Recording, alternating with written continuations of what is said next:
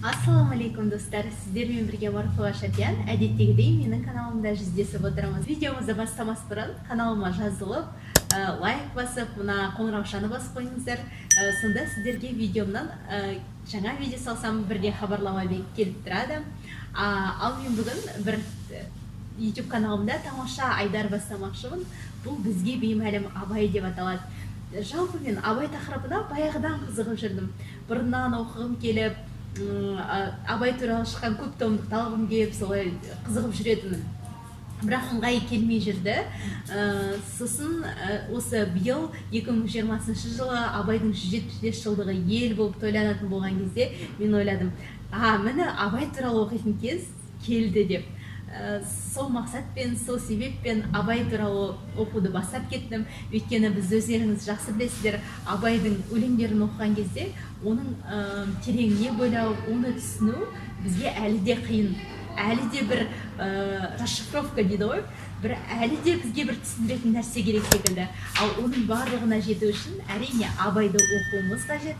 Сол себепті де міне ең алғаш бастап жатқан кітап, енді бұрын Абай жолын оқыдық, басқа да Абайдың өлеңдерін оқыдық қой, бірақ абайтану саласындағы бір оқып жатқан кітаптарымның бірі мынау Бекен Исабаев деген шежіреші ақсақал, өзі биыл қайтыс болды, өмірден өтті 90-ға қараған шағында.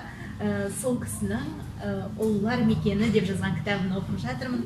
Бұл кітапты оқу арқылы мен Абай әлеміне, Абай өмір сүрген, Құнанбай өмір сүрген кезеңге саяхат жасап кеткендей болып жатырмын. Кезіндегі Абай өмір сүрген, Шыңғыстауда жүргендей әсерде жүрмін. Енді маған қанша дегенмен журналистикада жүргеннен кейін, жалпы осы кітап оқып жүргеннен кейін бір Абай туралы жеткілікті білетін секілді көрінетін. Бірақ біздің Абай туралы білмейтініміз өте көп екен. Міне сол себепті бізге беймәлім Абай деп сіздерге қысқа осылай 2-3 минуттан видео түсіріп, жаңа білген ақпараттарымды бөлісіп отыруды жөн көріп отырмын. Сіздер де менімен бірге бізге беймәлім болып келген Абайды бірге танысақ, бірге тереңіне бойласақ деген ой. Ал бүгін мен сіздерге жалпы Абайдың балалары қайтыс болған кездегі көңіл күйі туралы, Абайдың оны қалай қабылдағаны туралы айтып бермекшімін. Өздеріңіз жақсы білесіздер, Абай балаларынан өте үлкен үміт күткен, әсіресе әбіші Әбдірахманның сонау Санкт-Петербургта оқытқан. Ал бірақ өкінішке қарай сол әбіші тіпті үйленіп үлгермей, туберкулез, енді қазақша құрт ауруы дейді ғой, құрт ауруына шалдығып, сол жақта қайтыс болып, елге оның сүйегін алып келеді. Елге оның сүйегін 1895 жылы наурыздың соңына қарай алып келген екен. Алып келген кезде енді мына кітапта бір естелік айтушының оқиғасын береді. Сонда кімді, Әбдірахманды жерлеуге апара жатты дейді. Оны Құнанбайдың қасына жерлеген екен. Біз 2018 жылы Таңшолпан деген құрбым екеуміз сол Ақшоқыға барып көрдік. Онда Құнанбай әулеті түгел жатыр, сонда әбіш те жатыр, Мағауия да жатыр. Сонда әбішті алып келіп жерлеуге апара жатқан кезде Ділдә мен оның жаңағы қалыңдығы, әбіштің қалыңдығы Мағыш келіп рұқсат сұрады дейді. Немді әбішті соңғы рет көріп қалайық, бақылдасып қалайық деп. Сонда Абай иегін көтеріп рұқсатын берді. Барып Ділдә көріп, жылап, енді қоштасты дейді. Содан тіпті кейін адамдар оны кінәлаған екен.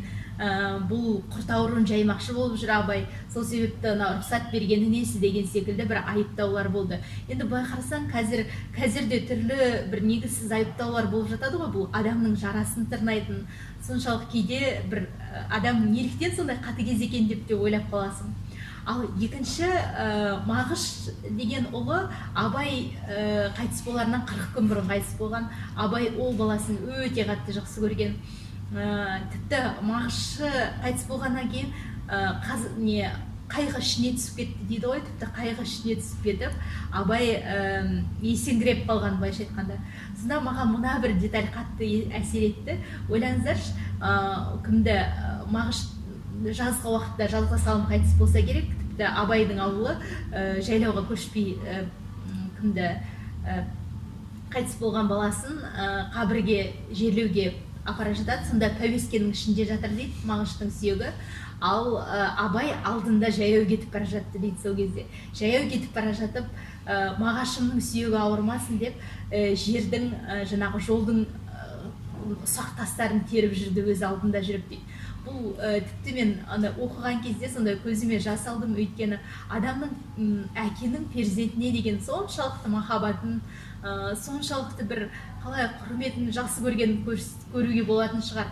Бір қазаққа қалай айтқан бір үлкен қалай халықтың әкесіне айналған адамның бір өзінің баласына, перзентіне деген махаббатын осылай көруге болатын шығар.